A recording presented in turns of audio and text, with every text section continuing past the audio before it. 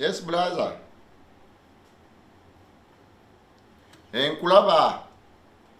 California agamba atya. Actually, nasembe kola ku crusade yagwa. Ngandaba ngamwaterezaawo. Okay, brother. I understand.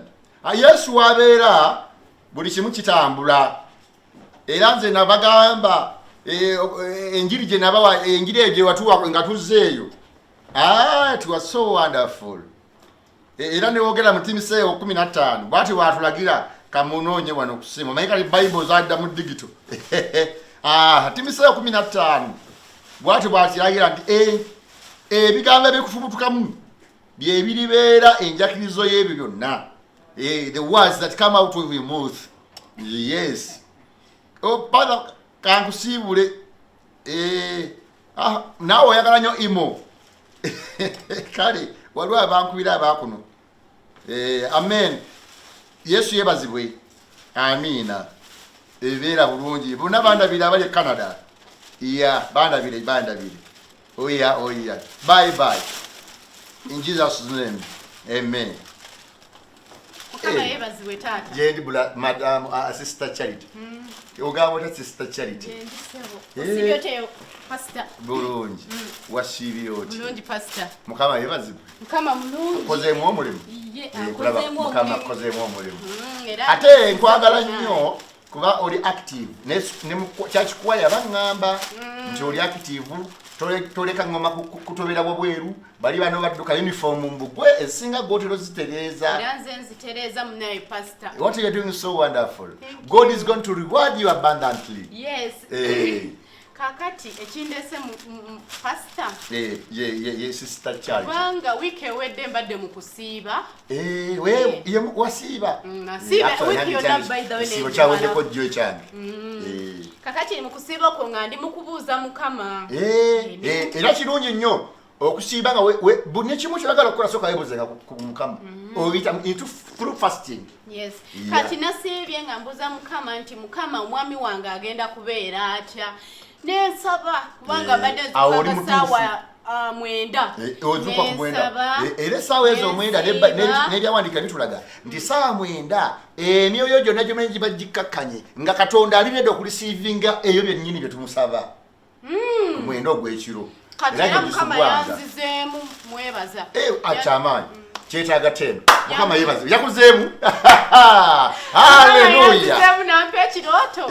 Nangamba mbuneera kati omusajja gwe mbadde musaba. Amukuwadde. Ye gwe.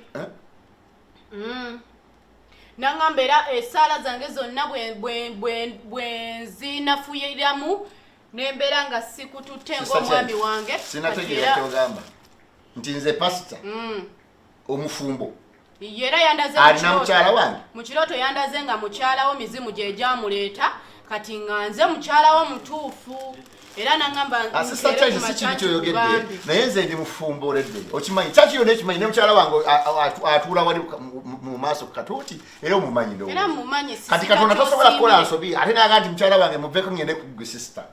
Ati Mukama namusabya n'andoosa. Wabadde osaba otunudde sayidi ki? Eyekyengulu. Awo be buzibu. Nedda pastor Mukama yandooseza nangamba era sikigayaliramu leero.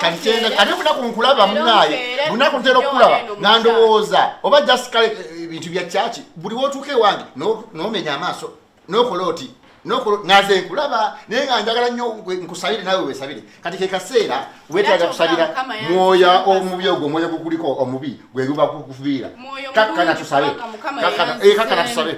Ayi Mukama omwoyo guliko ono omwana Sister Charity gumuviireko ddala gusobola okulowooza nti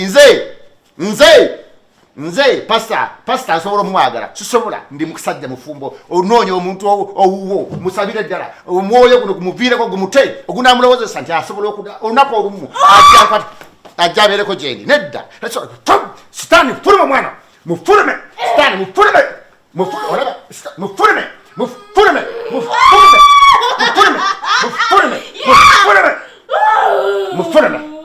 wasakala baba kyono hobwezi. Olabi Yesu owange tasobola kubanga takola. Olabi. Sister Charity oli? Wendi tata. We oli? Owulira otya? Nze mbadde nteesa. Nti owulira bulungi waliwo enkyukakyuka? Waliwo enkyukakyuka kakati pasa kye mbadde ngamba. Oba weekend ojjeko ewange naye waliyo emizimu mu nnyumba. Kanzije.